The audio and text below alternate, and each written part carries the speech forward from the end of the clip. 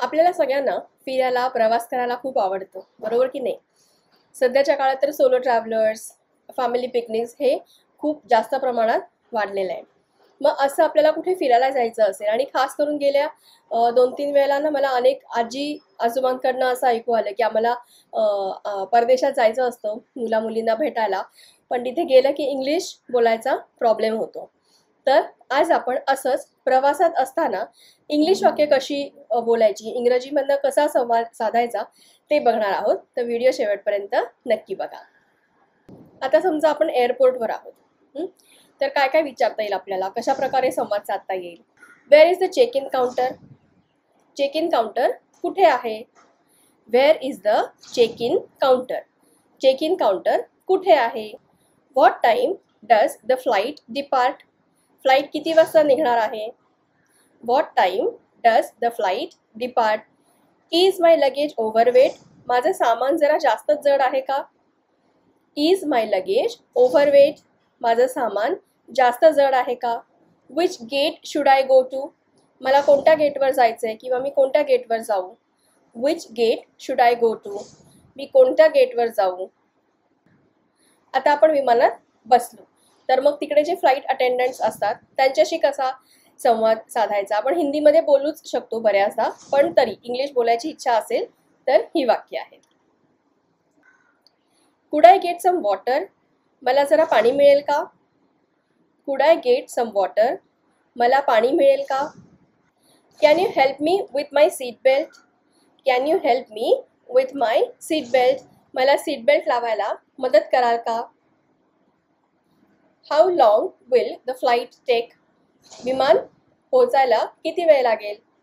How long will the flight take? विमान पोहोचायला किती वेळ लागेल? May I change my seat? माझी सीट मी बदलू शकते का? May I change my seat? माझी सीट मी बदलू शकते का? Wear is the rest room? Bathroom कुठे आहे किंवा वॉशरूम कुठे आहे? Where is the rest room? Washroom कुठे आहे? आता तुमच्यासोबत कोणी इतर पॅसेंजर समजा प्रवास करतायत, तर त्यांच्याशी समजा तुम्हाला इंग्लिशमधनं बोलायचं आहे, तर कशा प्रकारे संवाद होऊ शकतो? I am here for vacation? मी इथे सुट्ट्यांसाठी आले आहे. I am here for vacation? मी इथे सुट्ट्यांसाठी आले आहे. सुट्टी एन्जॉय करायला आले आहे. How many days will you stay here? तू इथे किती दिवस थांबणार आहेस किंवा तुम्ही इथे किती दिवस थांबणार आहात? I will stay here for 7 days? मी इथे आठवडाभरासाठी आले आहे. आता समजा हॉटेलमध्ये तुम्ही आहात, तर हॉटेलमध्ये काउंटरवर आपल्याला चावी घ्यायची आहे, रूम कोणती आहे, कशी आहे, त्याबद्दल चौकशी करायची आहे, तर आपण काय बोलू शकतो? I have a reservation under the name Namita? Namita या नावाने माझं रिझर्वेशन आहे. I have a reservation under the name Namita?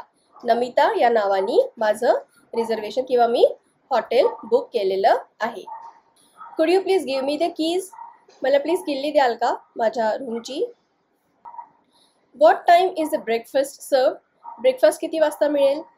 What time is the breakfast serve? Breakfast किती वाजता मिळेल? I would like to check out? तुमचा जाण्याचा परतीचा दिवस आला की बोलायचं हे वाक्य आहे. I would like to check out. आता परदेशात गेल्यावर बऱ्याचदा इमर्जन्सी सिच्युएशन्स येऊ शकतात. पाकीट हरवतं, पासपोर्ट हरवतो, काहीतरी मेडिकल इमर्जन्सी येऊ शकते. ओके, तर अशा वेळेला तेव्हा तर आपण थोडेसे पॅनिक झालेलो असतो. मग अशा वेळेला इंग्लिश बोलायची वेळ आली तर आणखीन भंबेरी उडू शकते. पण तरीसुद्धा थोडंसं कॉन्फिडेंट राहून आपल्याला ही वाक्य बोलायची आहेत. I think I am lost? मला असं वाटतंय मी हरवले आहे. I think I am lost? मला असं वाटतंय मी हरवले आहे. Can you help me find this address? हा पत्ता शोधायला मला मदत कराल का? Can you help me find this address? मला हा पत्ता सांगाल का जरा, असंही म्हणू शकतो आपण मराठीमध्ये. I need a doctor? मला डॉक्टरकडे जावं लागणार आहे. I need a doctor? मला डॉक्टरकडे जावं लागणार आहे. माय वॉलेट हॅज बीन स्टोलन? माझं पाकीट चोरीला गेलं. माय वॉलेट हॅज बीन स्टोलन. माझं पाकिट चोरीला गेलं. तर प्रवासाची संबंधित ही सगळी वाक्य होती. ती तुम्हाला नक्की उपयोगी पडतील.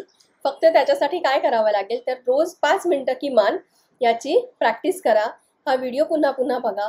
याच्या व्यतिरिक्त आणखीन काही तुम्हाला वाक्य हवी असतील किंवा तुमच्याकडे काही वाक्यांचा साठा असेल तर ते मला दोन्ही गोष्टी कमेंट्समध्ये नक्की सांगा. आणि पुढच्या वेळेला नवीन टॉपिकसह पुन्हा भेटूया. Bye bye.